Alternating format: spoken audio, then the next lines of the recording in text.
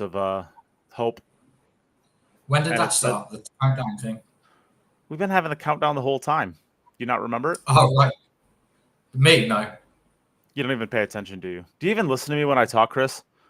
You don't even listen to me when I talk. Where's the share thing? I don't know. It should be on the post. Oh, maybe I don't follow you.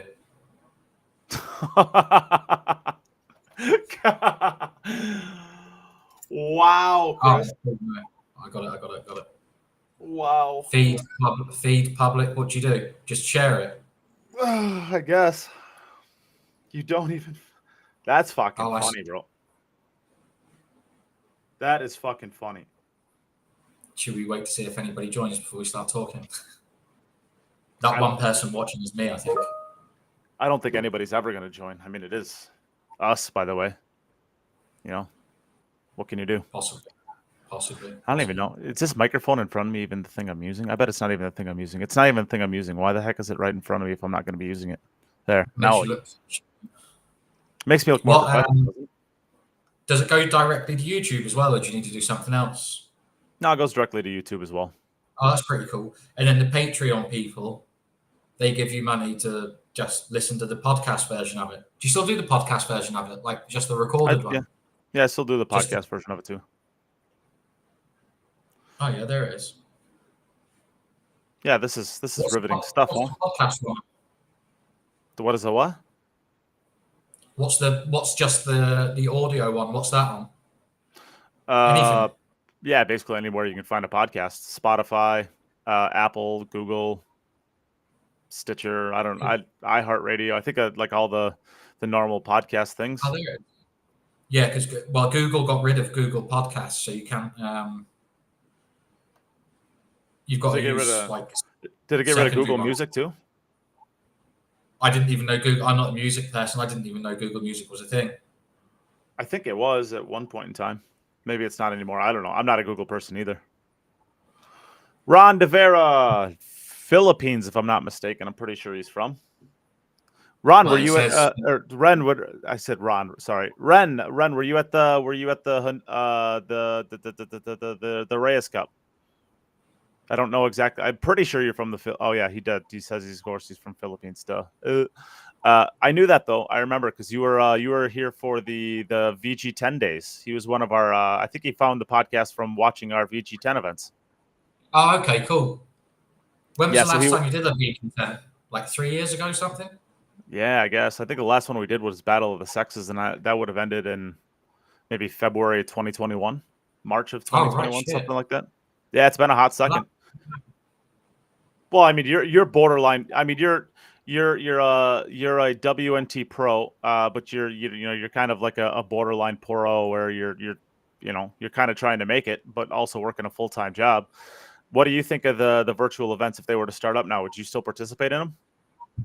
Yeah, I think so. Yeah, I mean, I don't have my own table or anything anymore. I got rid of that a good while ago, but I would find a way of doing it. Probably there's a big one for English 8-ball, so there's a big one online. So I can't remember what it's called now. The guy messaged me the other day, but that's a good one. So they've got like 5 tour stops a year.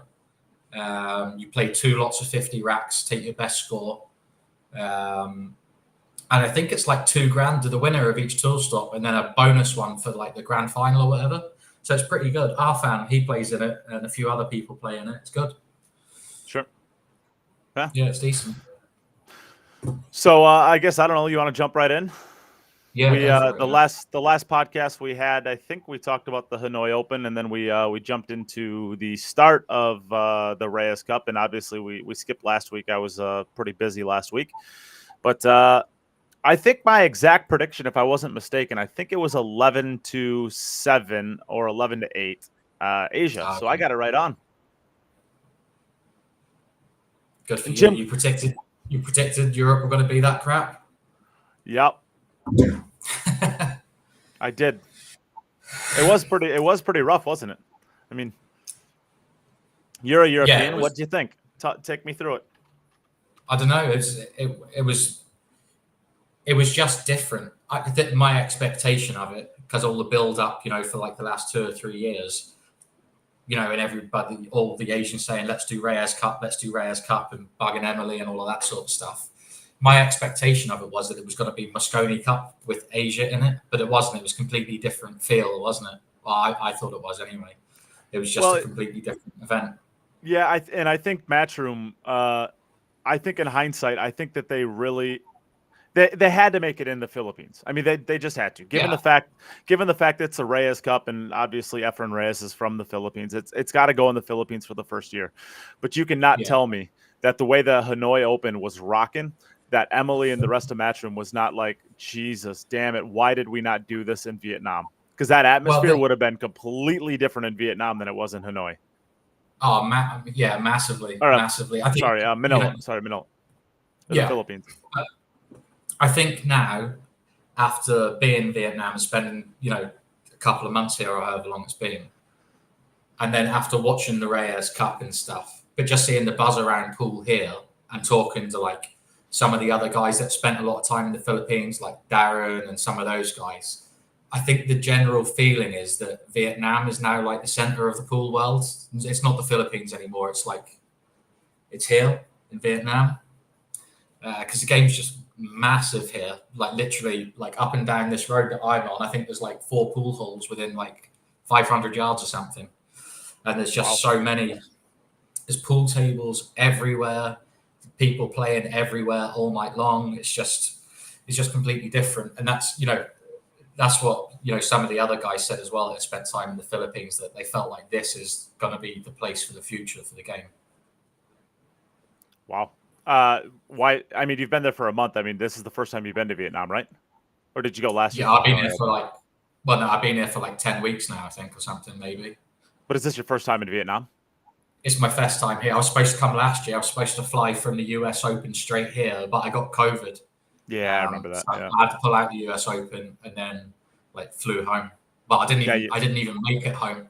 I had to go and stay with somebody else when I landed in the UK because I couldn't even make it home. I was I think I remember I was watching your match. You were playing Billy. Tommy. Oh no, I played Chris. Well, Tommy. Wasn't it Tommy Tokov? I think you were playing.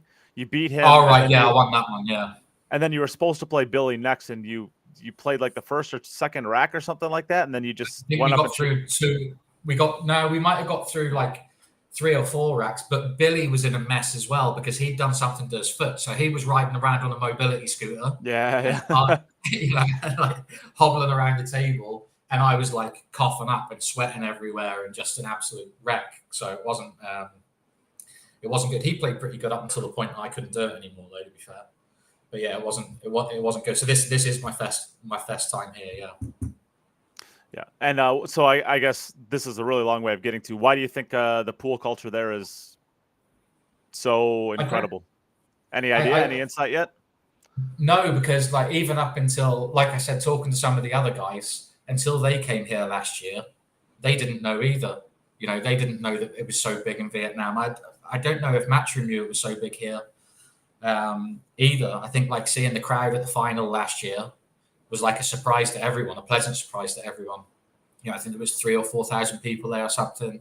The atmosphere was good. So coming back this year is obviously good, but it's just a massive game here. I don't know if it's their national sport, but I bet you more people play this than anything else. I mean, I don't know anything about Vietnam. I wouldn't have.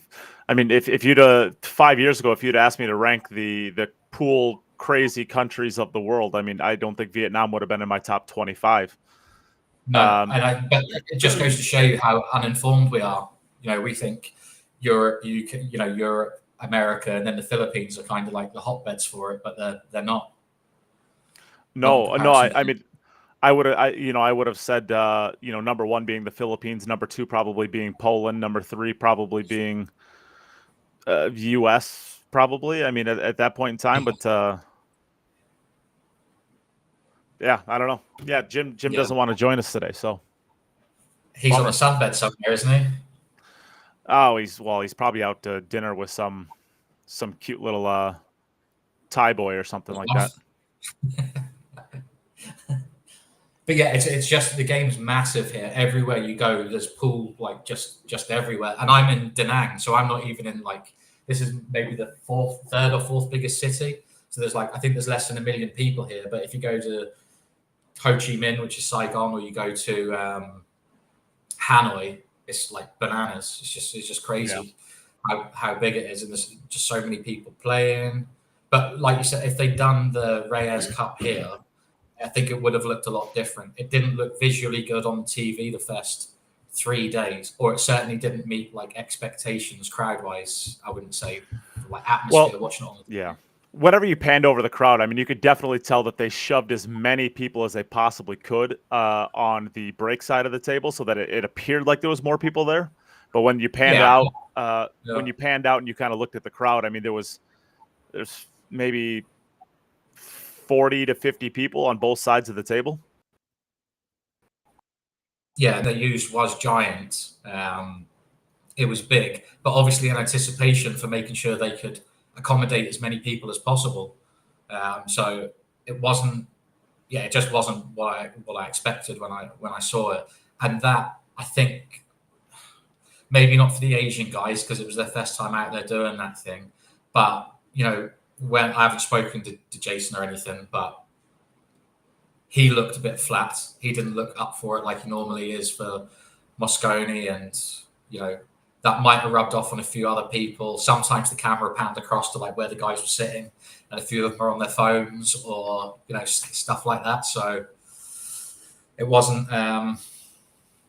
So Ren's saying there was 1,000 people plus there a day, which is awesome. Oh, no. That honestly doesn't surprise me. The thing that I saw was that all the 1,000 were basically on one side of the pool table, on the back side of the camera, so that when you have your standard camera view, you have the seats in the background looking like they're very full. But when you pan around to the rest of the thing, there wasn't anybody there. It seemed like. I'm not doubting that there was a lot of people there, but there definitely was. They definitely were all kind of shoved into one side of the arena. I think we all expected, and especially when I saw kind of the preview of the arena they were going to use a couple of months ago, I think I definitely expected, right, that's going to be filled. It's going to be rammed. There's going to be so many people there. But it just didn't fill out, which is surprising, I think, isn't it? Yeah, I mean, like we had small discussions in like our little group about some rumors about traffic and the time of the night and stuff like that. I don't know. I mean, it seems to me like I honestly don't know. It seems to me like if you wanted to be there, you would have been there. Yeah, it was supposed to be like 10 million pool players in Manila, right? So 1,000 of them turn up. That's not a lot. Yeah. No, not really. I mean, we have somebody on the ground that was there. I mean, Ren, why do you think that? I mean, 1,000 people per day. I mean, that's still a lot of people. Don't get me wrong, but the Moscone Cup gets between 2,000 and 3,000. Usually about 2,000 and 2,700, I think. Yeah. I mean, why do you think, Ren, that there wasn't enough people there, or there wasn't more people there? Let's say. Let's hear your answer on it. Jim might be wrong. So I'm sure there's loads of factors that impacted it, but it was just my expectation of it was wrong, and it just didn't look the same. But it makes you appreciate Moscone more, I think, and everything that brings. I think so. Yeah, I think so. And I suppose well, I don't know, but it'll be bigger and better next year. There were some bits of it. Some aspects of it, the press conference, some of the production bits that you felt didn't have like the Matchroom magic dust sprinkled on it. It wasn't the same as what it normally would be when Matchroom were putting on an event. I think so. Well, I think probably. I mean, part of it too is like most of their events are in a culture that they're very familiar with, right? So, I mean, I think it's a little undersold maybe how well they keep the crowd engaged in between racks, both with like the music playing, the giveaways, the chucking T-shirts, silly stuff like that. But they know the culture that keep people involved with stuff like that, and I think maybe that's part of it. Maybe they don't know the music to play over there to keep people involved, or the giveaways. I don't know. I mean, it's just another thought that just came through. I don't know. What do you think? Yeah, I'm with you. I'm just reading what Ren's written, so I think that's probably all fair, isn't it? Yeah, that definitely.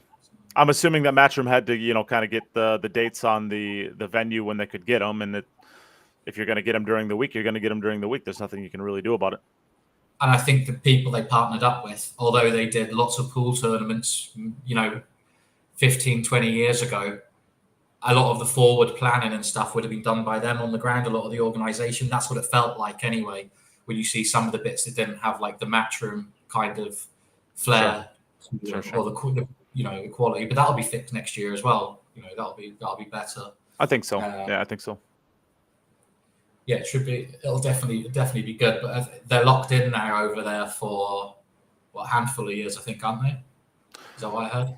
I usually Matchroom tries to do their stuff in 3-year contracts at a minimum, from my experience with it. So I'm thinking I wish they weren't. I mean, I really, really, really wish that this event was in Hanoi or just somewhere in Vietnam. I mean, could you imagine with that crowd of 3,000 to 5,000 people there?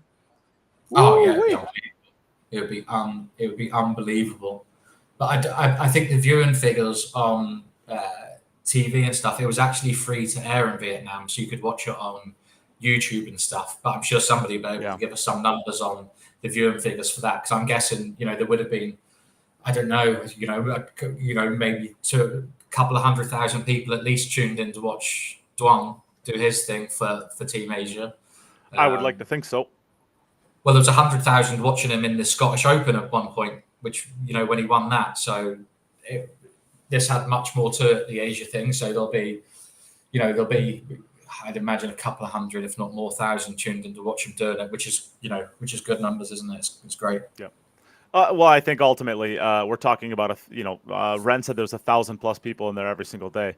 The Moscone Cup probably didn't get 1,000+ people till year 20. Yeah. So I mean, they're definitely starting above the 8 ball. So that's good. I think with a little bit more planning, a little bit more time to promote it, I think that this event is going to be a staple on the. There's definitely going to be a staple on the calendar for a lot of years to come, hopefully. And ultimately, this begs the question: you now have three teams in this exhibition style like event. I mean, it only makes sense to have a fourth and play the winners off, right? I mean, that seems to be the natural evolution. What do you think? Who do you think? Well, I mean, it can't be Africa because there's just been no buy-in there. The game's not big in Africa. Realistically, if you take out the U.S., you take out Europe, and you take out Team Asia, which I mean, I guess we need to have actual definition as to what Team Asia is. Does that include China? Because there wasn't any Chinese players. I would assume it would include China. Does it include? Yeah, of course. Cambodia, India, I mean, technically like the Middle East, so Saudi Arabia is part of Asia. I mean, does it include those? And if it doesn't, then I mean, you could almost have Team USA, Team Europe, Team Asia, and then the Team World. And if that's the case, you cut it off at, let's say, India. You could have a really, really solid team of a couple of Kuwait players. You could have some South Americans. There's some great Canadian players, Mexican players. I mean, you could put together a pretty strong team. I don't think so. Marco Tausch. Well, you don't think that? I mean, don't get me wrong. Teuch's I mean, yeah, Teuch's. He's Zealand. He's New Zealand. Player, he lives in New Zealand now. I think he's one of the most underrated players there is in the world. But I agree. He doesn't play an awful lot. I don't blame him because he's stuck like literally on the other side of the world to pretty much everywhere. Yeah. Let me put it this way. If I put together a team of Bader Aldawadi, Marco Tauscher, maybe like a Ruben Batista, a John Mora, and Alex Pagulayan, you think that team's not as good as the U.S. or pretty dang close to it? And I'm picking names off the top of my head here. Yeah. So I mean, I'm trying to think of the 5 best players for the rest of the world. What do you say? Oh, have a rest of the world too. That'd be interesting. Yeah, so then you could have Kuwait players. You could have you could have your Kuwait players. You could have there's not a lot of South American players that are really world quality as far as like this type of event. But Tevez that guy's name? Christopher Tevez. Yeah, he's a good player. Yeah. Well, He made it to the finals of the World 10 Ball. Yeah, he's a good player. You have Jesus Intencio. Yeah, he's good. Yeah, I don't know what happened. I don't know where he is. He's just. But yeah, I mean, you could have a rest of the world team. Yeah, it's not got it. But I mean, you're always going to have a huge.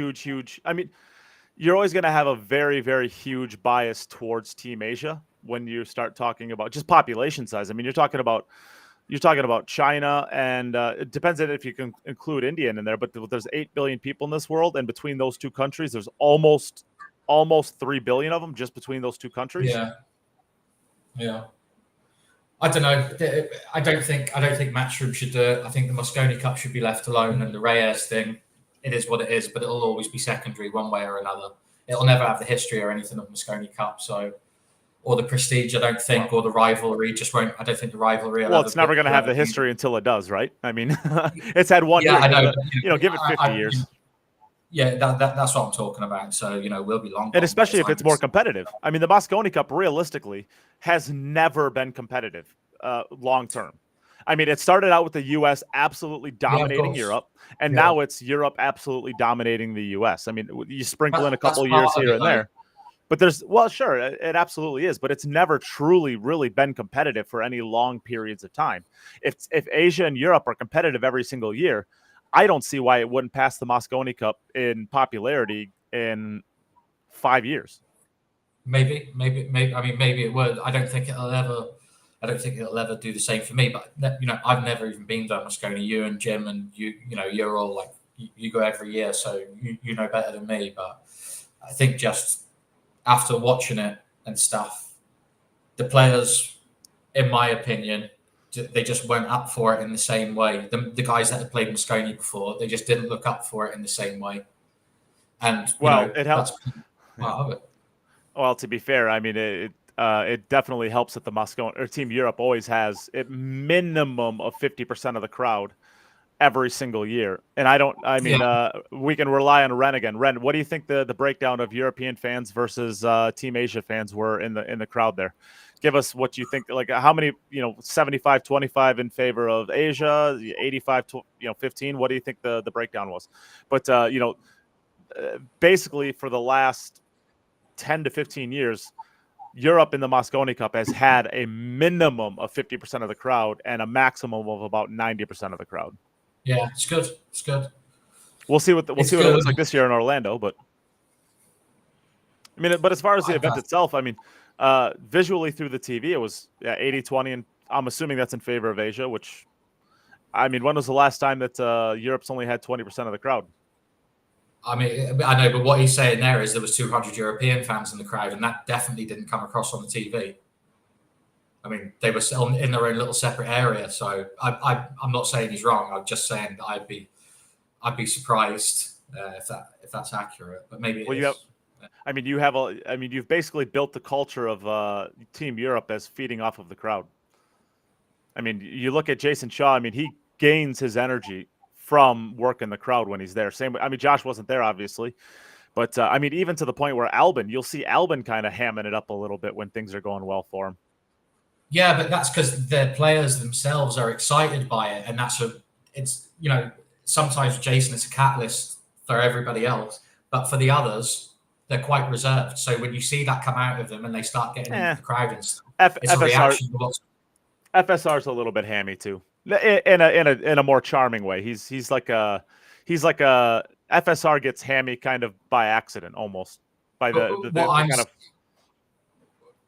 I'm saying is that the players doing that is a reaction because the crowd is there, because they're amped up. It's not the other way around. No, I agree with you 100%. That's kind of that's my broader point is like maybe Europe they learn how to win with that, and maybe it's a little bit tougher when that's not the case. That's my exact point. Yeah. What I will say though is Mickey played good. I think for his first time out in that atmosphere, I think he played really well. So good on him. I think that. So the Mickey Krause that I know now versus the Mickey Krause that I knew 5 years ago, I wouldn't even believe it's the same person. He has matured so much into the man that he has become today. I would have never expected this transformation from him, both as a person and in his game. Yeah. It just shows you, though, what 5 years or 6 years, 7 years of relentless, the same for FSR and some of the other guys. It shows you what relentless commitment to being on the tour and traveling around for 5, 6, 7, 8 years can do. I don't think... not being afraid to get into the box. I mean, he did a lot of gambling, too.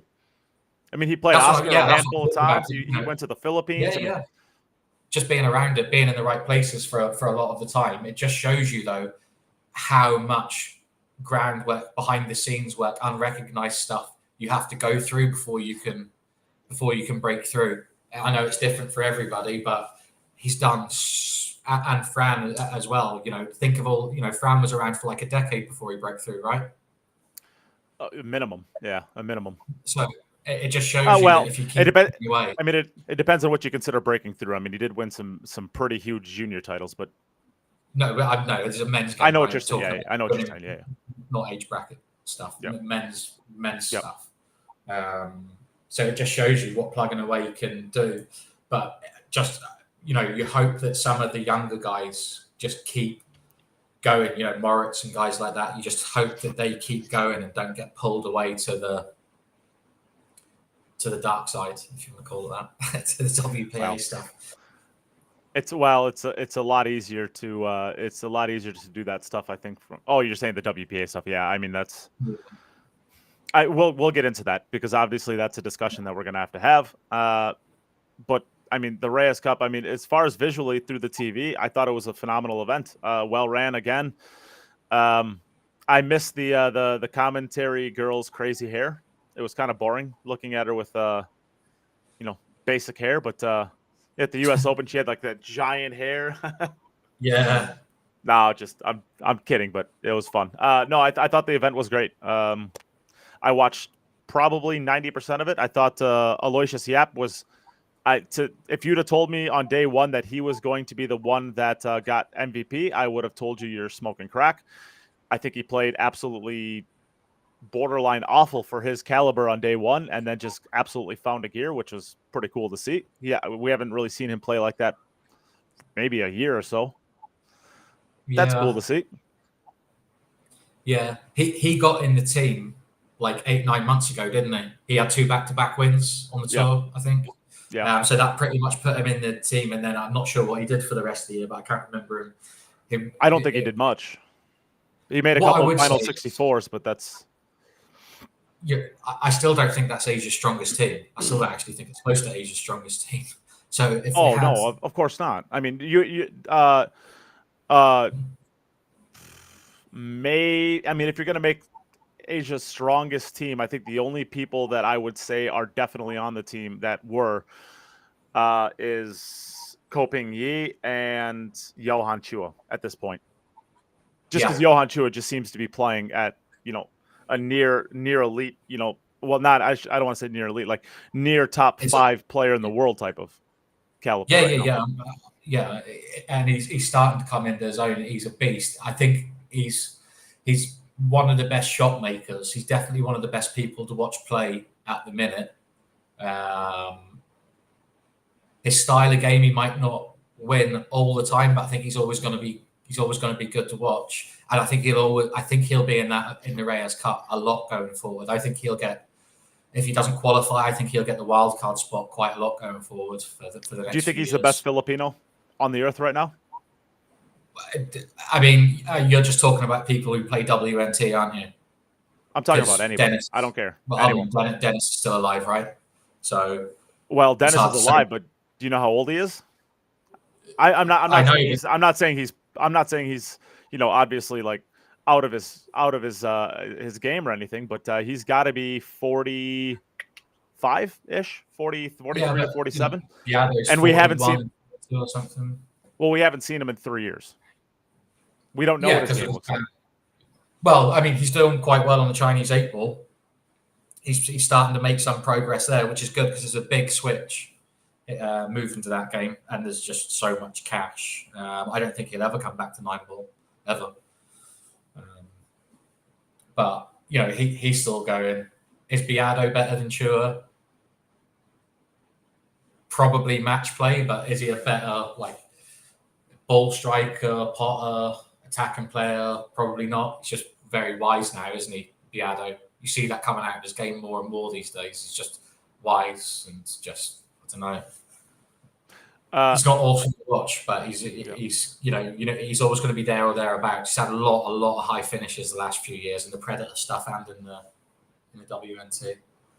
Oh, Carlo Beato has definitely had a much better run on the WPA side of things than he has on the WNT, but he still had a couple nice finishes on the WNT side of things. But I mean, he's won the world teams, so he became another world champion. He won the Maldives Open. I think he won a couple of the Predator Tour stops along the way. But did he win the World Temple then between all of that? No, he's not. So the last three winners were Eklund Kachi, and then Wojtek Szewczak, and then Eklund Kachi again. Yeah. I think he won the year before that. But what about the Vegas Open then? Maybe he won that one. No, I think he won the year before that. I think he won the World. Oh, he won the year before that. Yeah. Plus, he won the US Open. But you said in the last 2 years. Yeah, he won the US Open 2 years ago. Yep. 21. Sounds right. Yep. Yeah. But yeah, so he's obviously, the top guy at the minute in terms of being able to win. But Chua's the best to watch. Aranis is going to get better, I think. Then they've got some young guys as well. So, Bernie, I'm telling you what, Bernie looks like an absolute monster. He looks like he is going to be the future of Filipino pool. I don't know. I think Raga. If Raga decides to play WNT, then I think it's like Bernie's. I think he's 17 now, but he's 17 years old. He's like a 770 Fargo. He doesn't hit the ball like Raga or Chua does. He doesn't. His ball striking is nowhere near as good. I'm telling you, watch them up close. Raga's ball striking is no. No, I'm not arguing. I think as far as getting through the cue ball, I don't think I've seen many players ever get through the cue ball like Johan Chua. But Bernie is 16 or 17 years old, dude. I mean, he's got a lot of growth potential there. Yeah, I mean, I don't know how old Raga is, but you can just see in the quality of the game they play and stuff. Raga's not like, he's not young. I think he's in his mid-20s. Age doesn't matter. Age doesn't matter. If you're below 40, then you're still in the mix, I think. Yeah, I think that's right. Some people, their game can evolve and they can kind of work around balance and things. But I don't think that there's a player I don't think that there's a player better than Johan Chua right now in a tournament format setting. I don't think Johan Chua wants anything to do with. I don't think he wants anything to do with Carlo, Dennis, or Anton just gambling. But I don't think that that's. I've never heard of Johan Chua going crazy with gambling like the others do. I don't think that's his. I don't think that's his game like the rest of them. What's the name of the kid that got banned? Dodong Diamond, JJ Aranis. No, not banned from America. I mean, banned from he got kicked out of Marboys. Oh shoot! Give me a second; it'll come to me. Yeah, how bad of a situation is that? I mean, how you want to talk? I will guarantee you that he looked at that situation, probably going into it thinking it wasn't that big of a deal, and Kyle. Thank you. Yeah.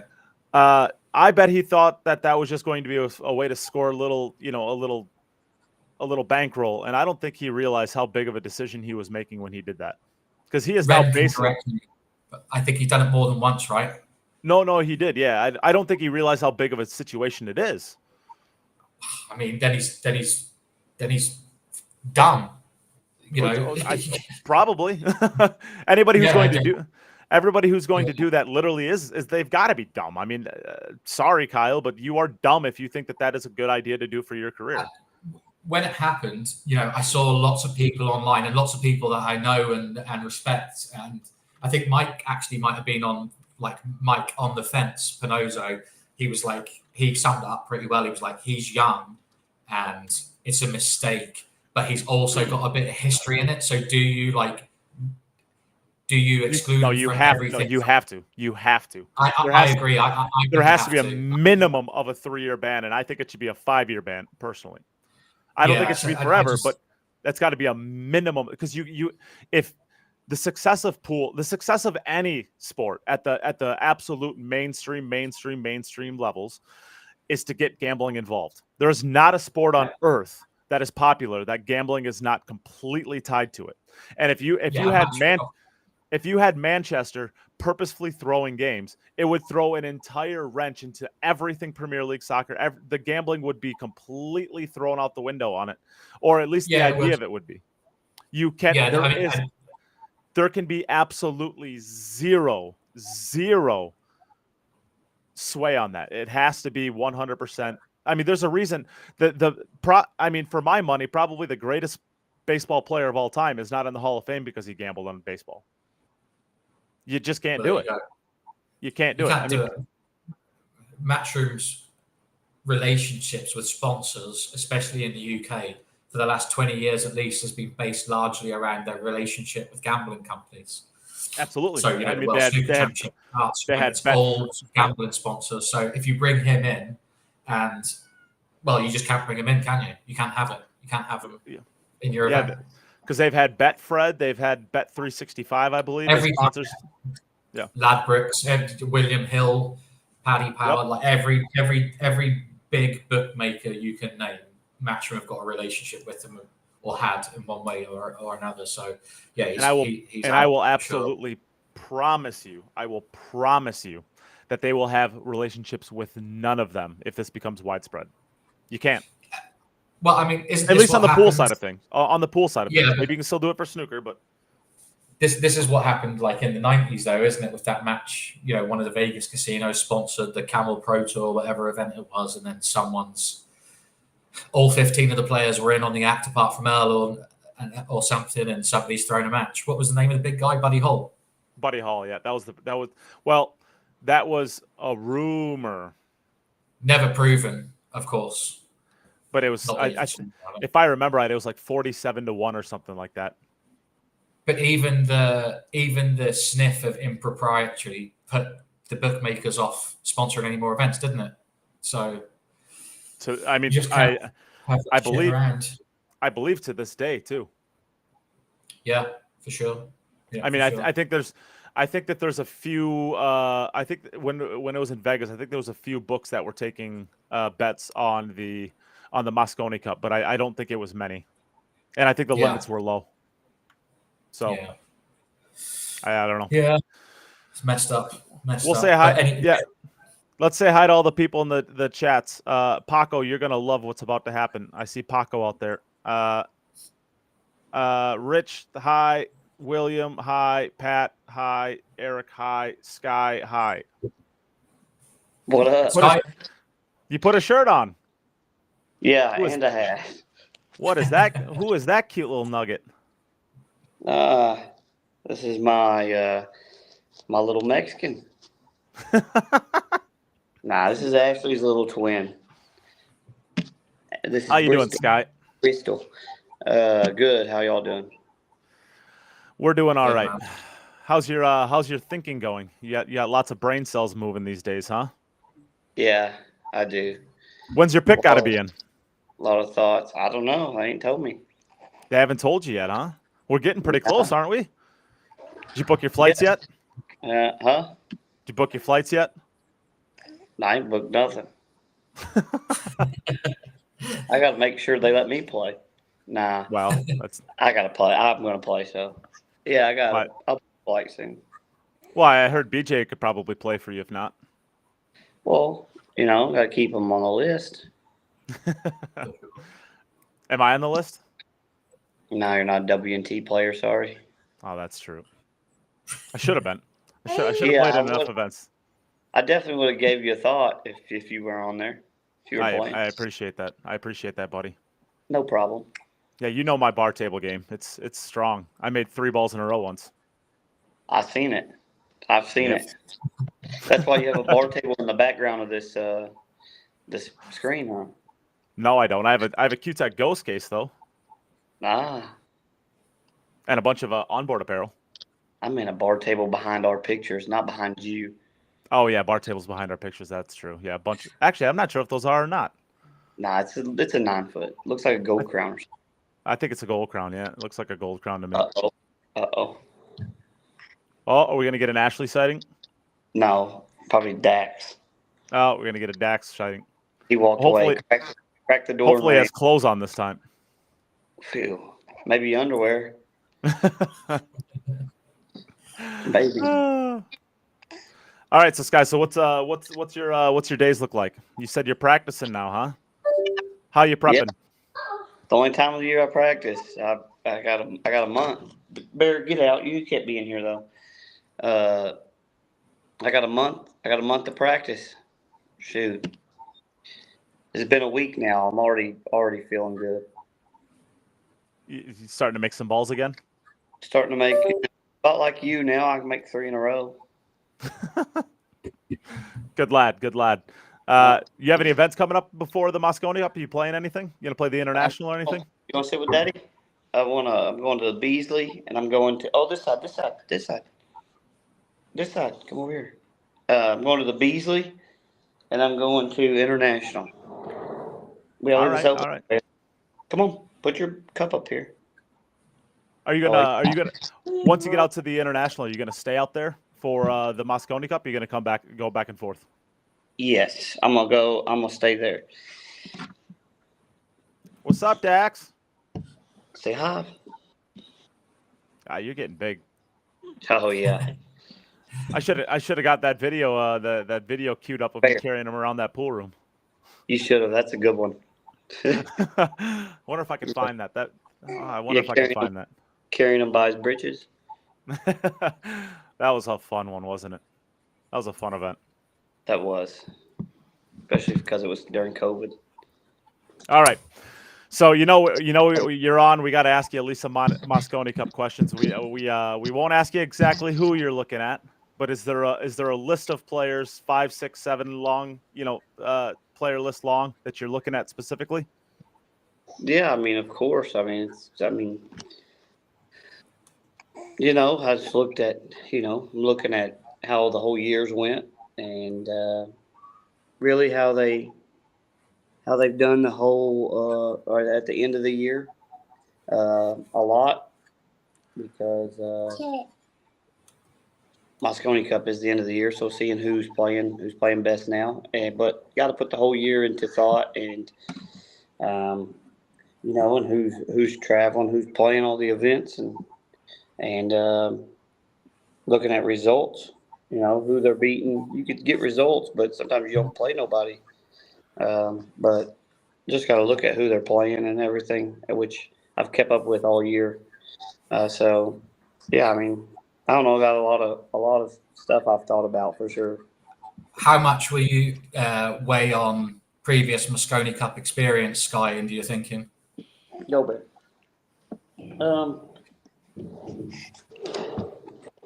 Sorry, I had to get my dog out. I mean, experience is everything, really, for Moscone Cup because the crowd is no joke, and you can't explain it. Nobody really knows until they actually play it. People always act like we should all play perfect in Moscone still, and it's definitely not. It's not easy. It's not easy. I mean, I like to say I don't really get nervous anytime, but with Moscone Cup, almost always nervous.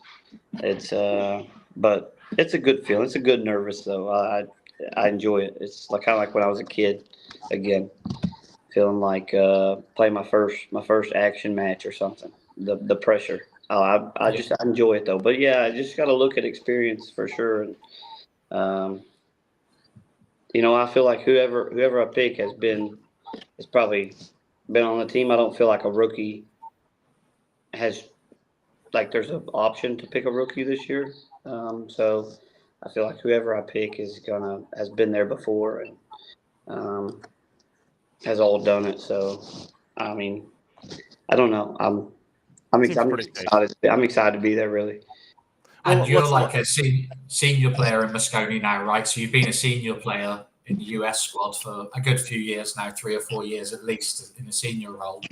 Did you have much input into picking the wild cards before? No, Jeremy, Johan, anybody ask you who you think? Or Not Johan really, because he had Jeremy with him. Yeah.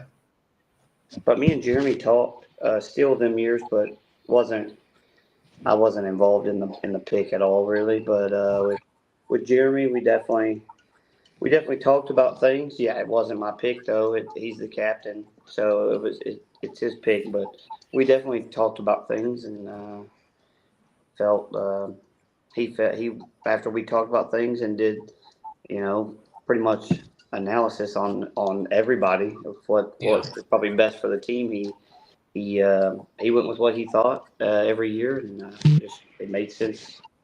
Made sense. So I think yeah, but I definitely helped a lot. I put my input in anyways on everything because that was my role definitely last year. But he included me the year before a lot also in the same.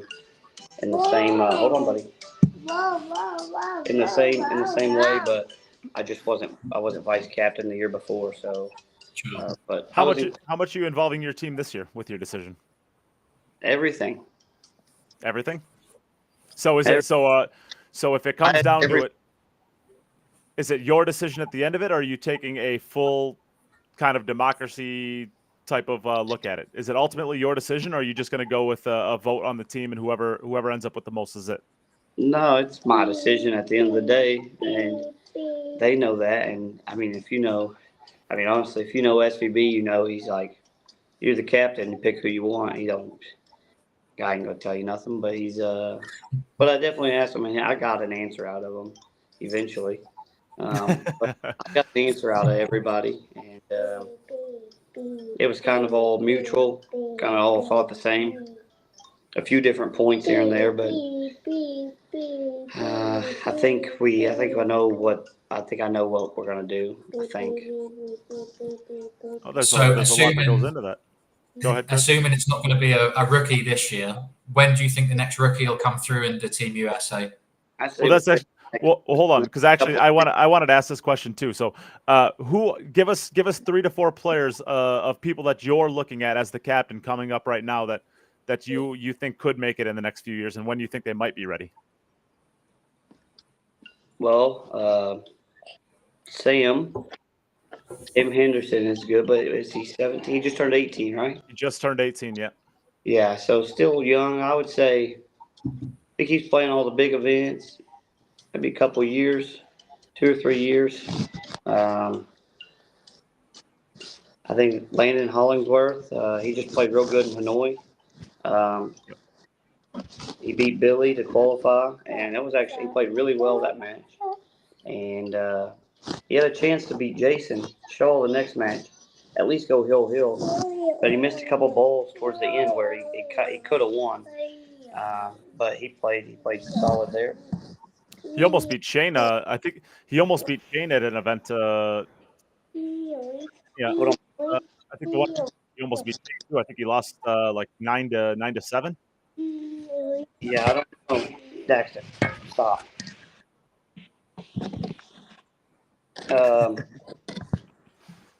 Landon, I'd say Sam.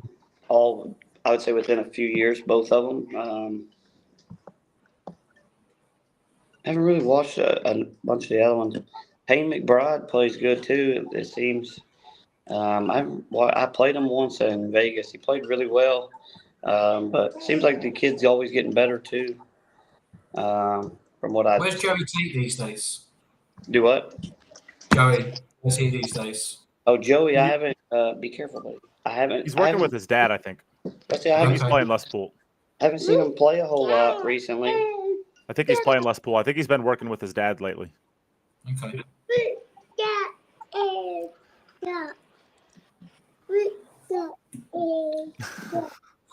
Yeah, but Joey definitely is. If he's still playing all the time, I would say definitely one of the top players to. What about like a Lucas Fracassa Werner, not a junior, but a player that seems to be on the rise pretty quickly? Yeah, I mean Lucas play. I mean, he's beating players and he wins a lot up north. I'd like to see him travel more. Daxton, you've got to be still, bro.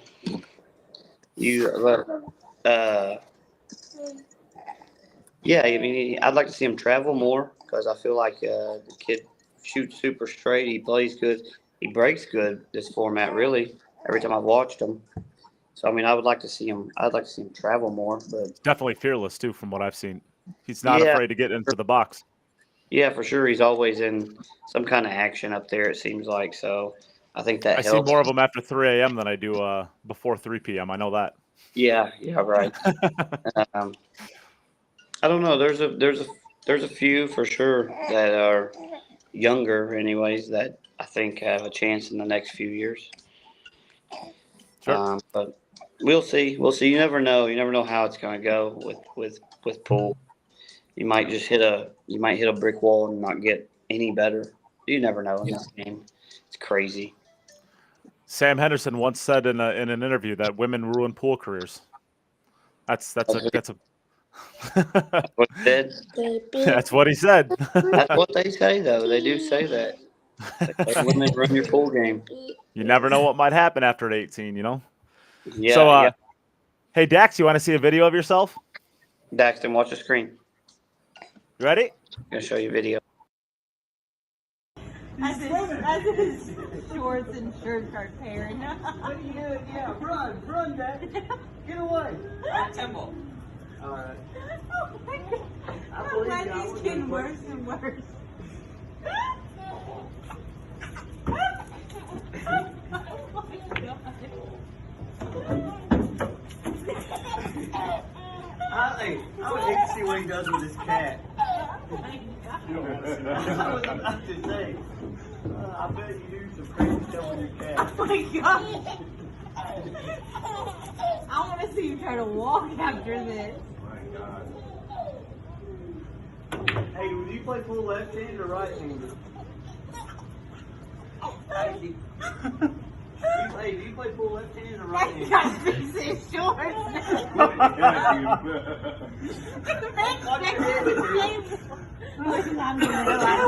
out of here. Well, bicep hurts. I was about to say, I hope you don't play full left-handed.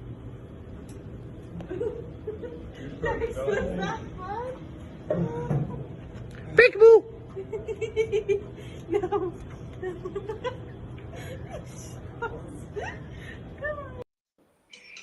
Remember that? Daxton, you remember that? He was just laughing the whole time. Good times. Good times. Yeah. For sure. So, anyways, back on topic, I guess. Orlando this year. This is the first time, I guess, it's going to be outside of Vegas for a long time. Have you played in the? I don't think you've played in the U.S. when it wasn't in Vegas, right? No, it's always been in Vegas for me. So, what do you think of the new venue? You excited, or you think you're going to miss Vegas?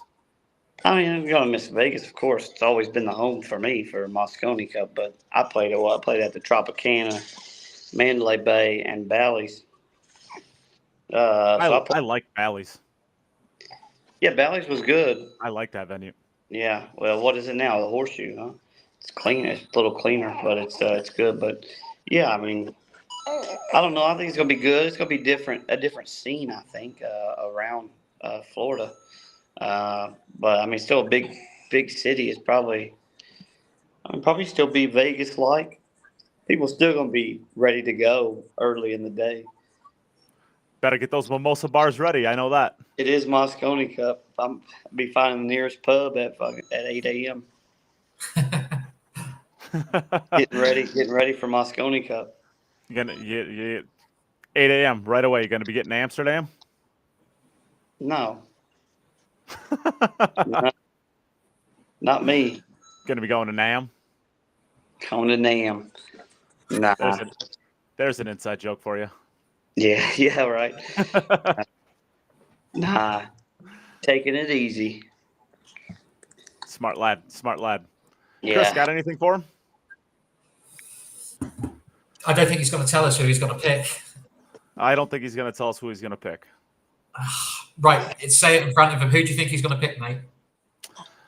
Who do I think he's going to pick right in front of him? If you were him, who would you pick? I would pick I would pick you. No, be serious. Come on, don't be. Come on. Who do you I think have he's gonna no pick? opinion. I have no Yes, opinion. you do. Come on. I won't. I won't even put Nate. Sky in that situation. Nate, you do have an opinion. Everybody does. Don't worry, I made a post to see everybody's opinion. So I know That's you true. got one too. I personally, I'll tell you who I would like to see. How's that? I would like to see Billy. I think Oscar is more deserving, but I would like to see Billy, and I like Billy's energy, and I think he brings a lot to the table. I think Oscar's more deserving. I think I would like to see Billy. There you go. There's mine. What do you think? The same. Well, I there you think go. the same. I think it's going to be Billy. I think that's going to be good for the Moscone Cup overall. That's If it is definitely Billy, been. no disrespect, That's. Oscar. I will tell you all this. That's definitely been the same thought. One of the thoughts I've had because they're different. Yeah. They're different attitudes for Moscone. So and yeah, I agree. Yeah, Oscar's very much a go along to get along, and Billy's a let's break shit. Yeah, one is probably more deserving for this year than the other one, and the other one's energy is different for that event. So it's a tough choice. It's going to be tough, yeah. I have Going to be tough.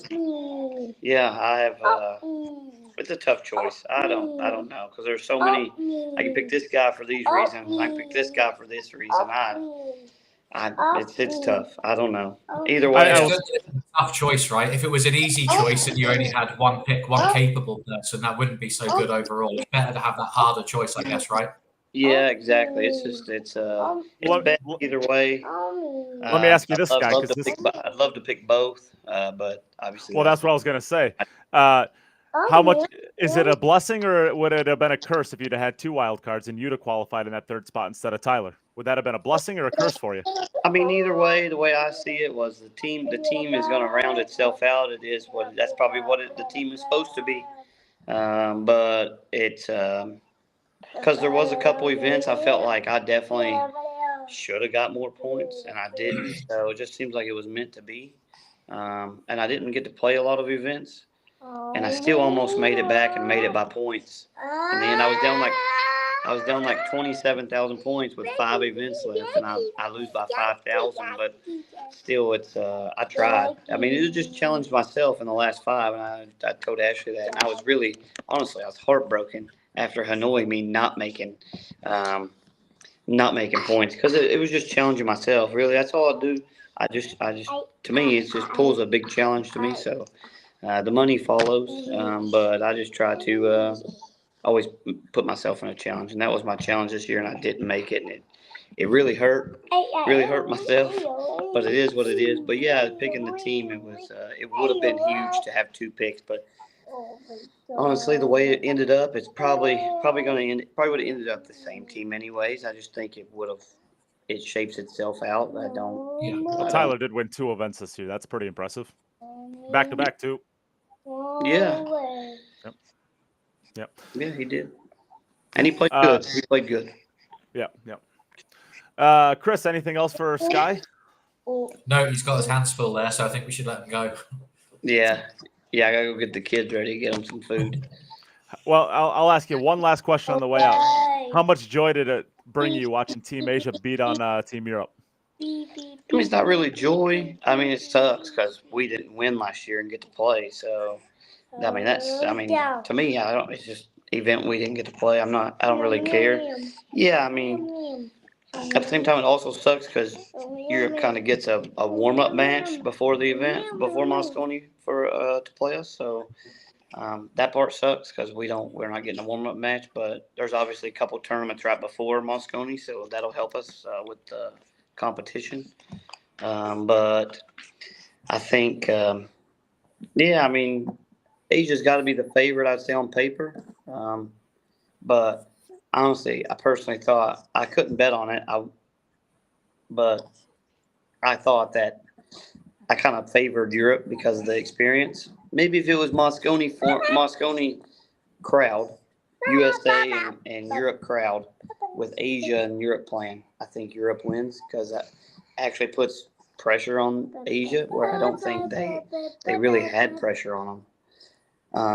because they're in Asia and they're all such pool fans that they're too nice, and I don't think Europe really dug into them like they do the U.S., which is what makes the Mosconi Cup so great, I think. So, but I mean, it don't matter to me if they win. I mean, if they won, it would have been cool because they would have been on a high, and then if we win in December, it would have made it feel even better. But maybe them losing to Asia will get them a little down, and now they're thinking, hey, we can lose. I mean, hopefully they think like that. We can lose, so maybe it helps us there. I don't know. It don't really matter to me who won that. I just hope to win in December, and then get to play Asia, and then if we can beat them, it really is gonna look real good. Maybe I can win as captain here, and then they'll let me captain Reyes Cup, and we can win that. That'd be sweet. Might be all right. Yeah, that'd be pretty all right. All right, well, why don't we let you get out of here? You can go play dad for the rest of the day, maybe get a little bit more practice in, and Chris and I will close this one out. All right, cool. Thanks, guys, for having me. All right. See you later, mate. See you later, Scott. All right, yep, see y'all. Bye. Bye. All right. Well, that was fun. Where were we? Yeah, where were we? Well, I mean, I guess we got to talk a lot about the Reyes Cup at this point. We can move on to Josh. Do you think he's going to play the Moscone Cup or not? What do you think? I'm torn. I'm really torn because you hear some things in the background, and you hear some things from like on the tour. You hear players saying different things. Everybody's got a different opinion. Some people know him better than others. I just don't know what to make of it. I know Europe have got a better chance of winning heavily with Filler on the team. So from a fan perspective, I want him on it. But from another perspective, as a WNT player, there's still a bit of me that's like, well, every player at every level that played in the Hanoi Open made some kind of sacrifice, right? So I've stayed out in Asia to play in the Do Your Legends and Hable, not really certain of whether I was going to get banned for playing Hanoi. Didn't really know what was going to happen, but we've got banned, right? 200 odd players got banned. Now, Filler, obviously, I don't play for money. Filler plays for his livelihood. He's made the decision to not play Hanoi, made the decision to effectively withdraw from the Reyes Cup. Is there somebody more deserving than him to play Moscone? Yeah, like every other European on the WNT is more deserving of him at this point from a loyalty perspective to Matchroom, I believe anyway. So whatever happens, happens. Yeah, I mean, I guess you can't find anybody who is going to be a better player on it, right? Nobody's ever going to dispute that. No, we're only talking about deserving. Yeah. So you think right? So you don't think that he'll play, is what I'm hearing. I would like Matchroom. From a fan's perspective, I want him to play. From a player's perspective, I would like Matchroom to take a stand and say, this playing in Moscone in this invitational event, the biggest event in the world, is a privilege. And does that make them any different than WPA if they do that? It's an invitational. It's theirs. It's nobody else's. It's theirs. Nobody's got any dibs on Moscone or any invitational apart from WNT. So I think he's lost that privilege this year. Not forever, this year.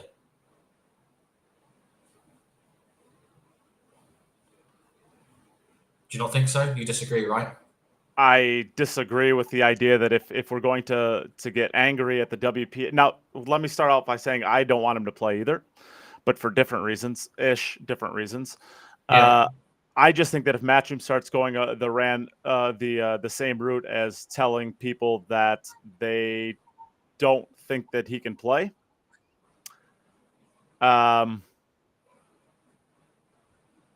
then they're doing the same thing that WPA is doing right now. And they're not because it's an invitational and it's theirs. It doesn't matter. If you're going to draw that line, if you're going If you're going to draw the line between invitationals and open events, you're arguing 6 of one, half dozen of the other. I mean, you're telling players that they can't play in their invitational. Yeah, in their invitational, yeah, for sure. But it's still absolutely is along the same lines of what the WPA is doing. Is it to the exact degree? No, but it's not like you have clean hands while doing that. With that being, it's not like they're telling you can't play WNT events, is it? They're saying you can't play an our invitational event this one time. And by the way, they haven't said anything yet. He still might well play, but I would like to see them take a stand and say, you've foregone your privilege this year, which I believe he has. Well, I think I don't think he should play, not because of the loyalty issue, but because of the smugness and arrogance for which it happened. Because if you're going to say the loyalty part of things, then you should be also, in my mind, be saying that Albin is not worthy, or Mario, or Mario didn't say anything necessarily. I don't think he made any of the posts, but the idea that you're going to stay loyal to Matchroom, then you have to then definitely remove Albin from any sort of consideration. Was Albin in the Reyes Cup? No. But I mean, my point is not that he shouldn't be allowed in it. My point is if he did the same exact thing that Josh did, the difference between him and Josh is Josh doubled down and Albin,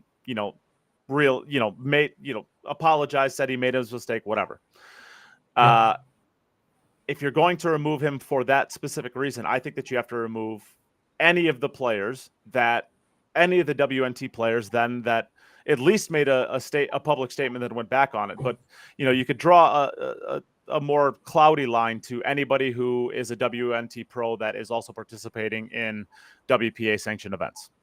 In my mind, is it exactly a 1-to-1? No, but it's also not apples to oranges. There's a line that you're crossing there. And the reason why I think Josh is different in this situation is only because of the way for which he said it to begin with, took it back, and then doubled down on why him taking it back is not a big deal. Yeah, and then the lack of communication along the way, because part of the things that I don't know is public knowledge is that he wasn't basically communicating with any of Team Europe when he was going out there, and the discussions were still being had from a team's perspective on the Reyes Cup, and he wasn't participating in anything. He wasn't participating in group discussions. Public knowledge, but yeah, that's correct. Yes, but well, it is now. Congratulations. Yeah, it is now. So yeah, that's from what I understand. That's pretty much correct. So if you're his teammate in Moscone, do you want him there or no? Do you think Jay wants him there? I don't know. I haven't spoken to him. I don't see why they would. And again, but it's a different reason than what you're talking about subtly.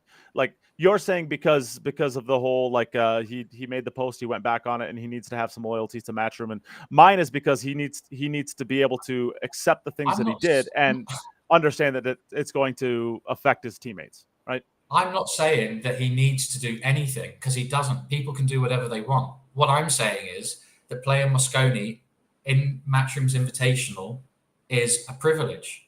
And I think he's just forgone that for 1 year because of what's happened. And I don't think there's anything drastically dramatic about that. I think it's just kind of normal. Like why would his teammates want him there now? That's another kind of sidebar to that. That's a separate discussion than what we're going on. Yeah, of course, but it's intrinsically linked one way or another. I don't know whether Jay was there or not, but I definitely understand the idea that understand the idea that Matchroom would be well in their roles to be able to just say, all right, all invitational ones you're out of. But I don't see that that's. I'm not saying that either. I'm saying this one invitational, you're out. Well, look at it from a different perspective. Jason's the captain, right? And the Reyes Cup, because he's out of the Reyes Cup too, right? So it's not just this event. Who did that? Correct. No, I'm not arguing with that. That's okay, definitely true. But there's only two other invitational events that the Whirlpool Masters and the World Cup of Pool. World Cup of Pool didn't happen last And year. the Premier League. Oh, yes, correct. In the Premier League, yes. Okay, right, so he's favourites. He's won all of those events, or he's favourite to win all of those pretty much every single year. I'm not saying take away his livelihood from him, because he's going to cash in almost all of those and maybe win them. I'm just saying for this one event, he should lose his privilege just for one. I'm not saying kick him out of every invitational. The other side of this argument is, what if his teammates for Moscone don't want him to play now? What if the four of them turn around to Matchroom and say, we don't want this guy here, it's going to be a problem for us? What to Matchroom do then?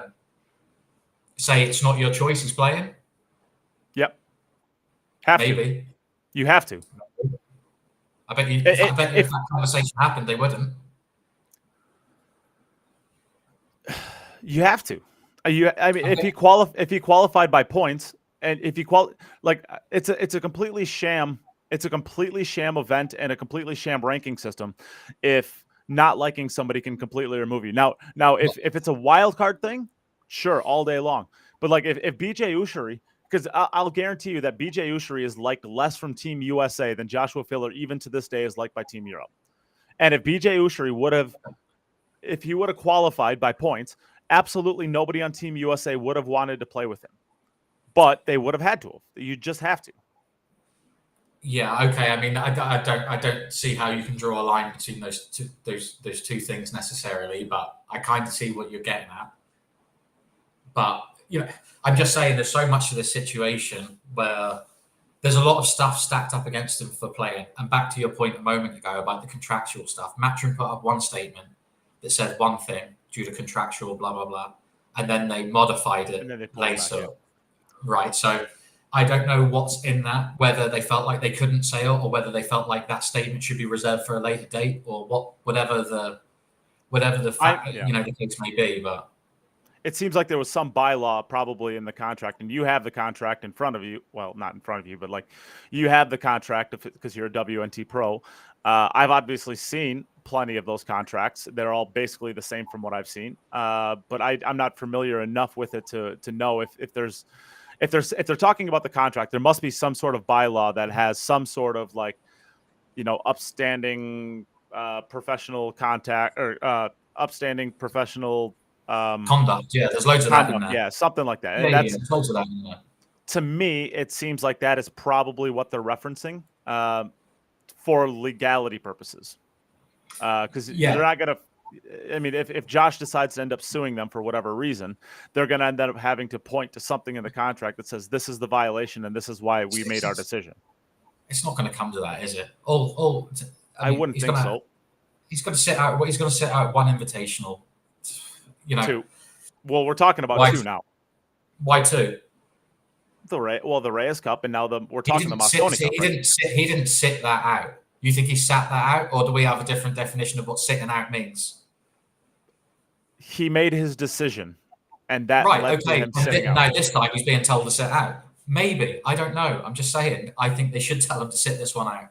Well, I would say that by the end of this, if they wouldn't have removed him for not communicating, I'll guarantee he would have played. He didn't want to communicate with the players because I'm guessing, I'm speculating that he felt uncomfortable with the way either he had behaved in relationship to them, or some of the players were probably treating him in a way that he didn't feel comfortable participating in, whatever it was.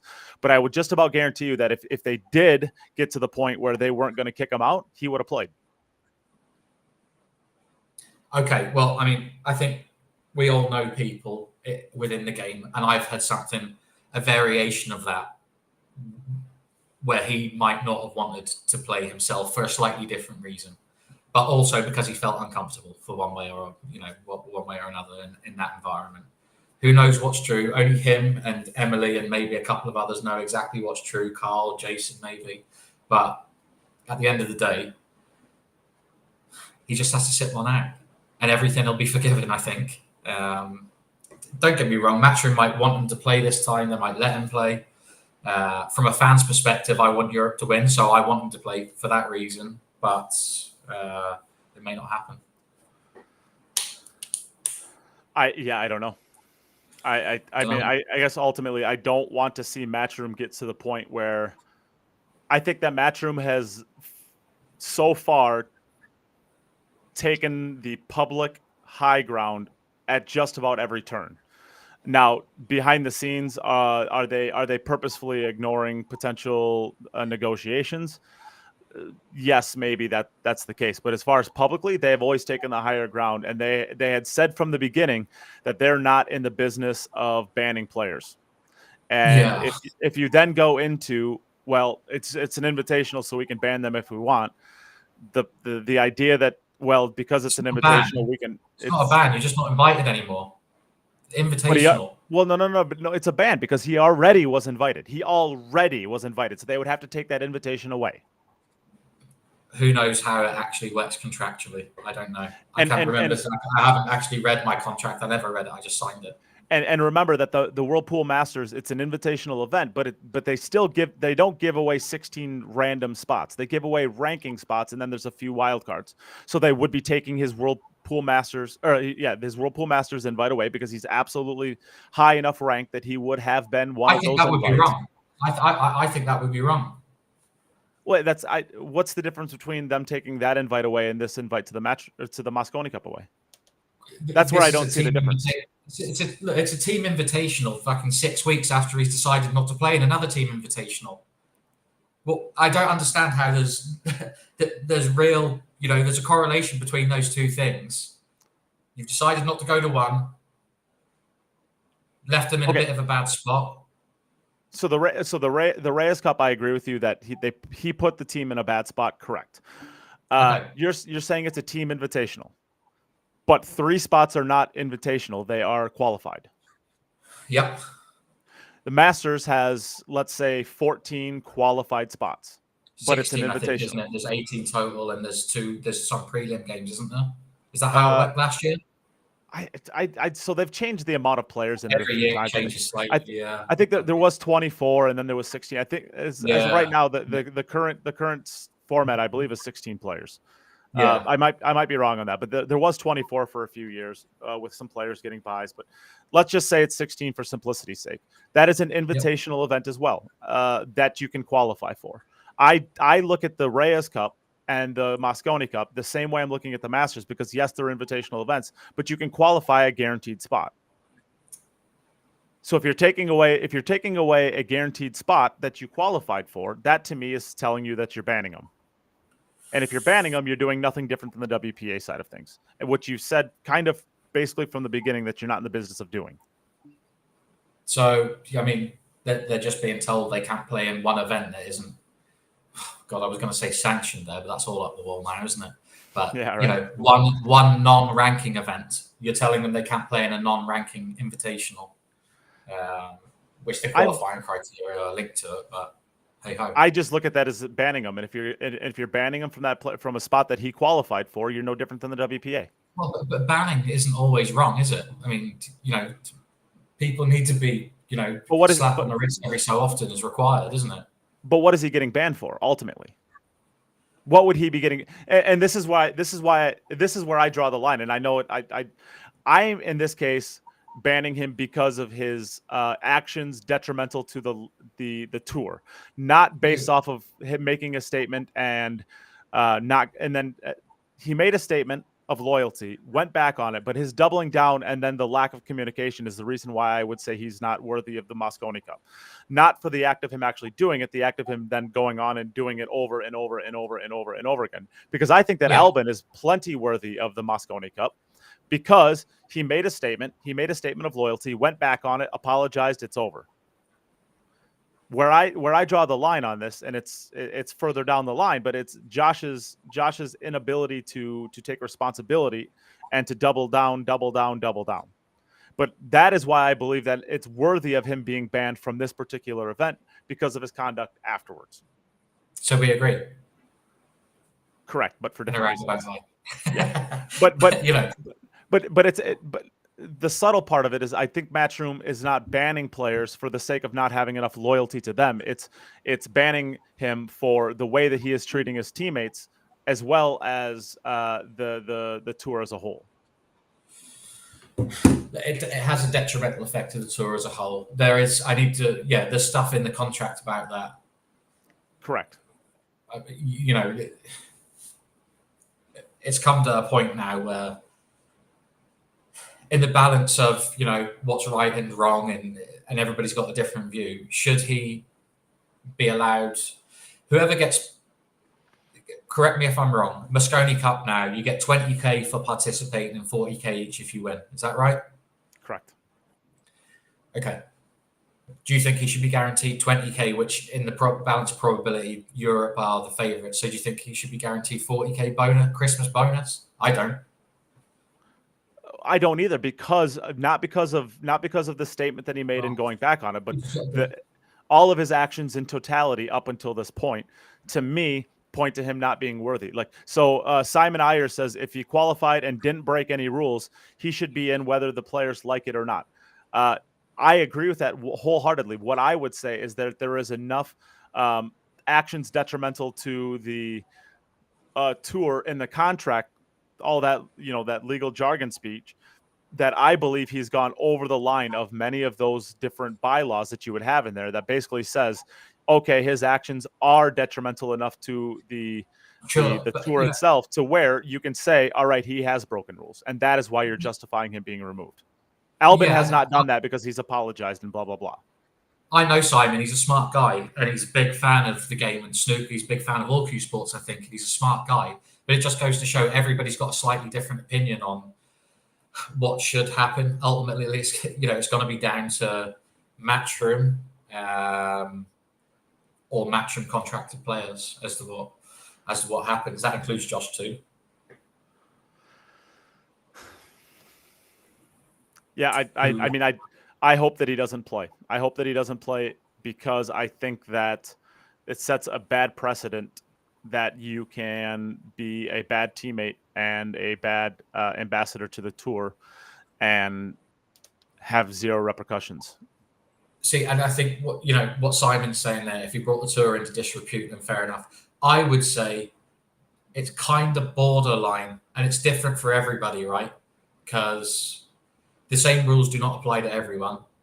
Josh is a marquee player. He made a statement as one of the marquee players.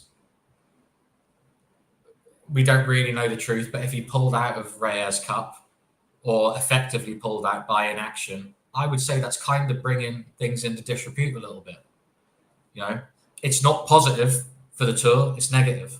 So, you know, and if you view everything as negative as disrepute, then, you know, I'm sure they could argue that out in court if they really wanted to, but who knows? Well, I mean, they're having a meeting. If it's not already done, it's happening within the next few days, to my understanding. Yep. And I can't imagine this meeting is anything less than, all right, Josh, are you going to? Where's your loyalty at? Where are you at with your teammates, and where are you at in your headspace? And if it's not along the lines of, I'm ready to be a full-fledged teammate, and you know, maybe he's got to apologize. Maybe he doesn't have to for, you know, the whole Reyes Cup and the whole Hanoi Open and, you know, the post of loyalty that he made.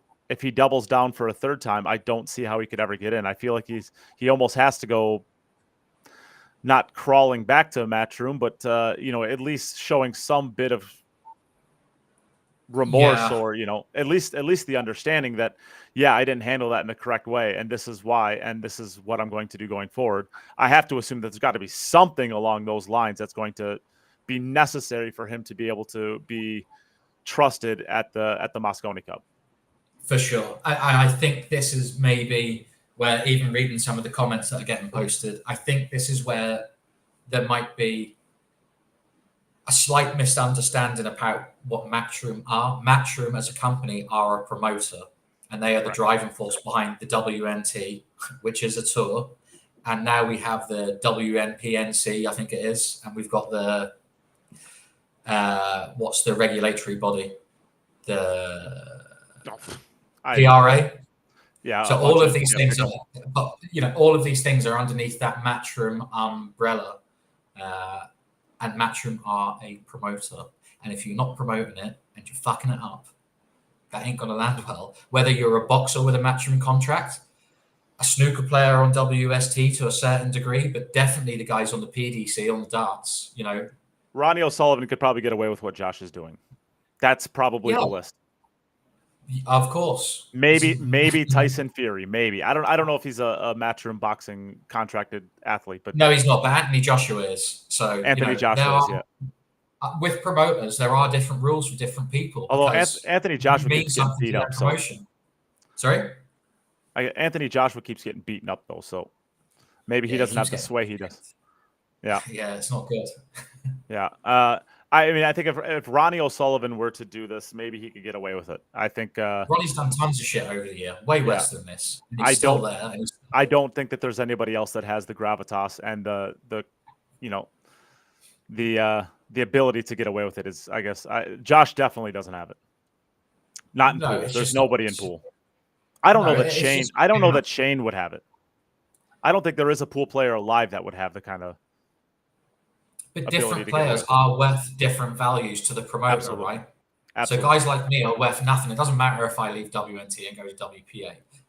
If Jason decides to leave WNT and go to WPA, that hurts the bottom line. There's no J in Moscone Cup. Viewing figures, that all has a knock-on effect, right? And if you get a few of them going away, it's a bit of a problem. So there are promoters at the end of the day. They are the underlying thing between all of the WNT. So it's not going to be a democracy, and I don't think it should be. No, because ultimately the what is the golden rule? Those with the gold make the rules, right? It's true. Without Matchroom, there's no WNT. Without them promoting it, then we're all stuck playing shitty WPA events. Now the WPA have started picking their act up because of WNT. If there was no Matchroom WNT, the WPA events would have gone down the ways over the years. Now they're trying to get things moving kind of in the right direction again, but only because of that influence. I think a raising tide lifts all boats, right? Yeah. So you do or do not think that Josh is going to be playing the Moscone? I want him to play from fan perspective because I want Europe. But do you think he's going to play? No, I don't think he's going to play. I think that he will. I think that he will because I think he goes back to Matchroom and kind of does. I mean, ultimately, it's $40,000. I mean, you can lose a lot of your. You can give up a lot of your ego to make $40,000, right? Correct, but there's one way. I think that there's one or two avenues that he's included in Moscone Cup, but there's lots of different ways that he isn't included for lots of different reasons. So balance of probability, he's got to do one of a couple of things to make it happen, and the other stuff's really riding against him at this point, I would say. I agree. Is there anything else that we want to talk about? I don't think so. We could go through the banned list players, but I mean, there really is. I mean, everybody that played the Hanoi Open is banned, right? Yeah. I mean, that's the list. A lot of Vietnamese players, and that is a bummer. In a sense of if any of those players are trying to make it on tour, and something does happen to WNT, and WPA is then their only option. Vietnam is already not a very wealthy country to begin with, and you're going to tell somebody now from that's struggling to make it as a professional player that they have to. I think the fine is $500 plus 2 years, or one. Is it 1 year? 6 months, $500. Yes, yeah. It used to be higher than that. They lowered it to 6 months, right? That theoretically could be a $25,000 fine, if not more. It's not that bad here. It's not a third world country. They're developing, but it's a crippler. $500 is a lot for anybody. I don't care how rich you are. It's a lot of money, one way or another. But from what I hear, the WPA are putting. Well, how many events did you hear that they're putting here next year in Vietnam? At least two. 3. I heard at least 2. Yeah. Yeah. So, and they're going to be big ones. They're not minor events. I think they should be putting the freaking U.S. Open there with that crowd. Hell yeah! they're going to be big ones, and I think they're going to have an Asian Open here. I think they got the government support to do that, from what I heard. Matchroom WNT were going to do Asian Open, then they had to change it to Hanoi Open. They had to change the name. My understanding is that there'll be an Asian Open of some description here, and the World 10 Bowl as well, right? The Predator event. Yep. And Yeah, and off the back of the World 10 ball, I'm sure they'll have some other event. Usually Predator does a minimum of 2 massive the World events. Team event. The World Team. Probably, because I know like the Puerto Rico Open, they're doing obviously the Puerto Rico Open, plus they're doing the big Scotch doubles event. They try to do a minimum of 2 big events per Predator event. Yeah, it makes sense from their perspective, but they're just going to try and, again, they'll be taking advantage of the good things that Matchroom have done to promote pool here and have events here. They've realized that it's big here, and they'll just take advantage of that. They should. I mean, we're doing the same thing, right? I mean, this podcast is more popular now than it was before because of the popularity that Matchroom was brought to the game. Oh yeah, big time. You just hope that all the other people that are living off of the backs of the big promoters are pulling their weight in some sense of the word, right? Yeah. There's just a huge disparity between a lot of the promoters, isn't there? So the WNT still let some other promoters host events and things like that. Some of them are shit. Some of them are really good. Same with the WPA. They strictly only have promoters do their events. They don't hold any of their own. Which is why they say that they're not a promotion company. Yeah. They still ask for a lot of money, though, for their little WPA sanctioned signature bullshit, don't they? So a couple of rich guys off all that. Yeah, I mean, it's probably not as much as you think it is, but yeah, I know what the percentage fee is. It depends where the event is, right? Why was the World 9 Ball held in front of 8 people in Qatar for so long?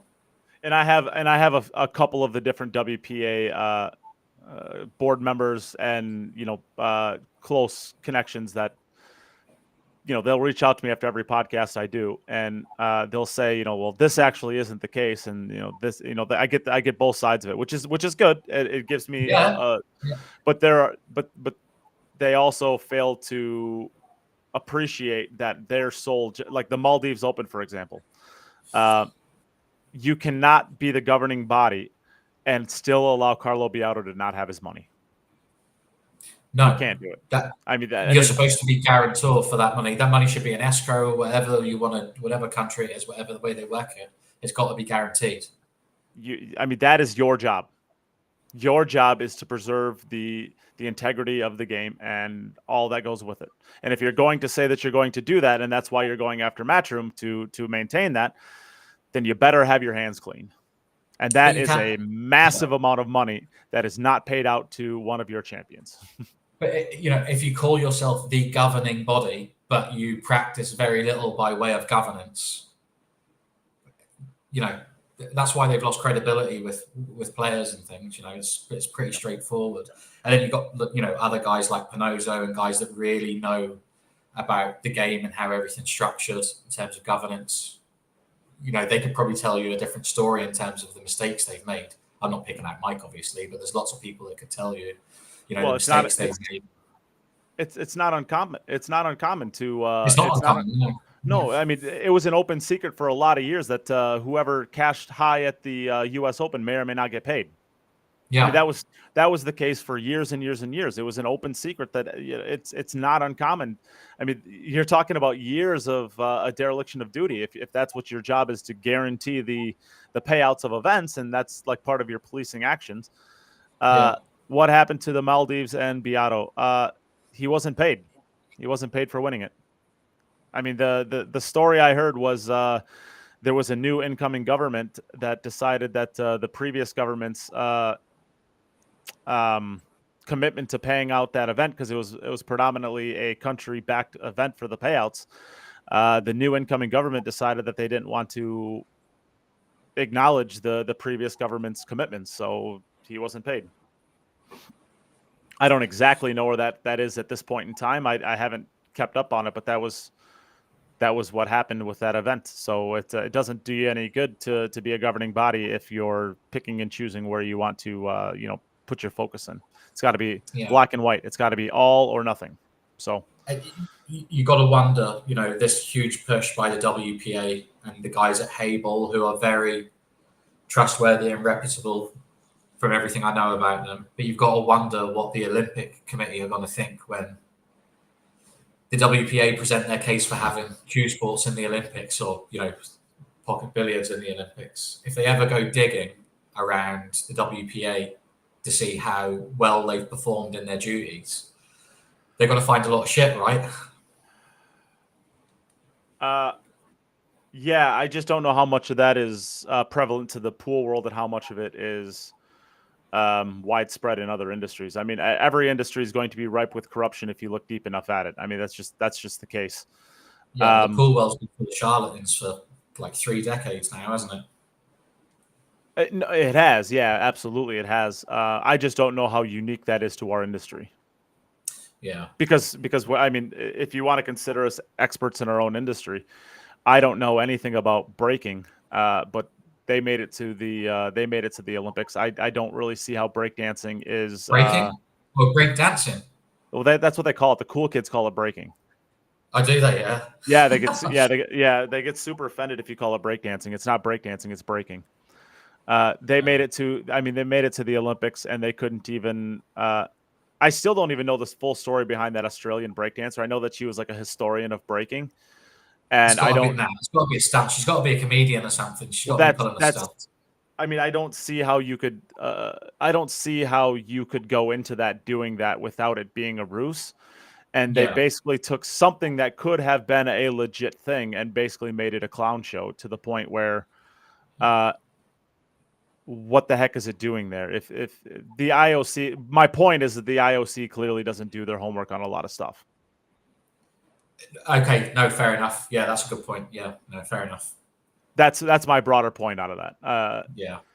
I don't know how. I mean, I know that there's a lot of athletes in the Olympics that, there are countries that get guaranteed bids, and you get athletes in there, and every now and then you will come across somebody who has absolutely no freaking business being there. Maybe they're running a 100-meter dash in 11 seconds or something like that, but they come from a sparsely populated enough country that an 11-second 100 is still very good there. But and then do you remember Eric the Eel? Do you remember him? Eric the Eel? No. Eric the Eel was the African guy who was entered in like the 100-meter or 200-meter freestyle. It took him like 20 minutes. He nearly drowned. He couldn't swim to save his life. Jesus. Do you remember it? Well, no. I remember something about it, but yeah, I see. Yeah. Well, it's the same way with that Turkish guy that ended up getting second place. That guy had no freaking business being there. From like, now don't get me wrong. That's where the most amazing stories come from. Is like these people that are just basically average Joes that come out and they just dominate the Olympics. The guy ends up getting a silver medal. He picked up like shooting like what was it, like a 2 or 3 or 4 or whatever a couple years prior to that.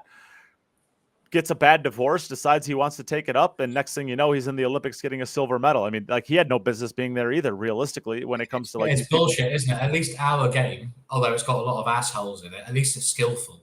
Way more skillful than most of the stuff that's in the Olympics. Yeah, I mean, I don't. Yeah, I mean, I don't know how, but I'm also kind of a purist too. I mean, I'm a bad person to talk about this because I think the way the Olympics were started, they were started basically as hunting and gathering skills, right?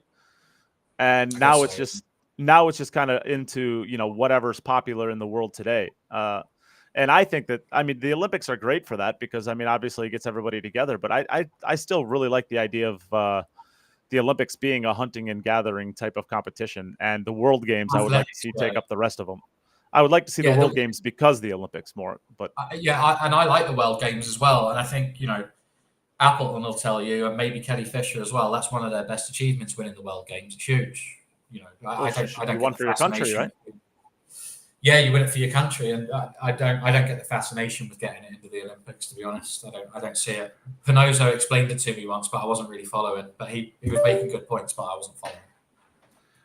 I mean, it's just one of those. I'm a bit of an Olympics purist, but I'm also an idiot who stands in front of a microphone acting like I know what I'm talking about, and I don't. So I just like to see the Olympics be more of a hunting and gathering skills instead of water polo and breaking. Yeah. But now we're talking about something completely outside of Yeah. But in summary, Billy's going to play Moscone and Filler isn't. And that's where we've landed, right? Yes. Yep. Yep. Cool. I think so. That's everything sorted then. That's everything fixed. Easy game. All right. Well, Yep. that's let me do some advertising stuff because we would not be able to do this if it wasn't for our amazing sponsors. So thank you very much to Jacoby Custom Cues.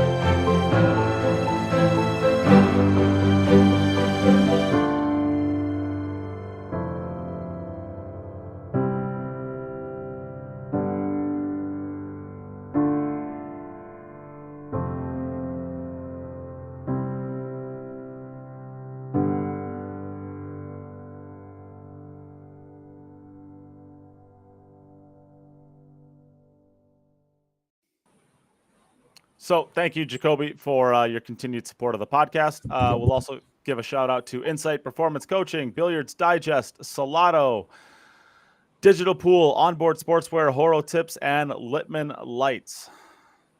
And we'll thank Chris because he's awesome. Thanks, Chris. And thanks, Sky, for joining today. Yeah. That's more important. Yeah. All right. Thank you, everybody, for tuning in. Thank you for anybody who is sharing or participating in the comments. It's always better to have some participation with